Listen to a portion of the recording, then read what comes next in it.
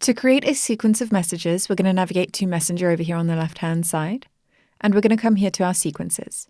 From here, we'll add our first sequence. I'm going to go ahead and just call this my sequence.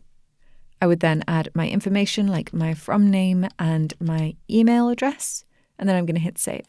From here, I'll be able to start adding my sequence emails. You can see we've got this visual builder very similar to the one that we have when building out our funnels. So I'm going to start adding my emails, and to do that, all I have to do is click on the plus icon and then say that I want to add a message. I'm just going to go ahead and call this message 1.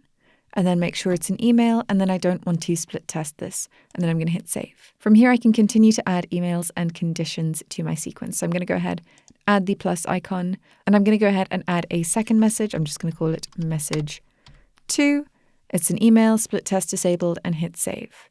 You'll see that when I add a second email, we're going to be given this delay over here, and it's going to tell us to wait until the contact has received the previous message. Now, I can, of course, go ahead and change this information. So I'm going to click on the 3 dots and hit the edit button, and then I can change this condition. So it can be wait until the contact receives the previous message, or I can say wait until the contact opens the previous message, or the contact clicks the previous message. Now, if I leave it as the contact receives the previous message and I hit save, I'm probably going to want to add a delay as well, because currently, if this first email gets sent out and the recipient receives it, then that second email is going to be sent out immediately, because our condition is only to wait until the contact receives the previous message. So we do want to add a delay. So to add a delay, I'm going to hit the plus icon again, go here to my delays, and then customize my delay. So let's say that I want to wait 5 days after they've received the previous message.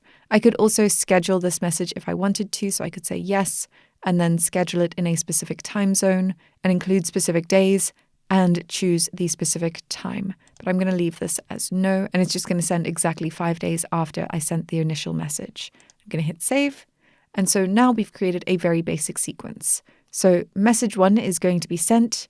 We're then going to wait until our contact receives the previous message. It's going to wait 5 days before it sends the second message. There is a ton more that you can do within sequences. Of course, you can go in and edit each of these emails and customize them as necessary.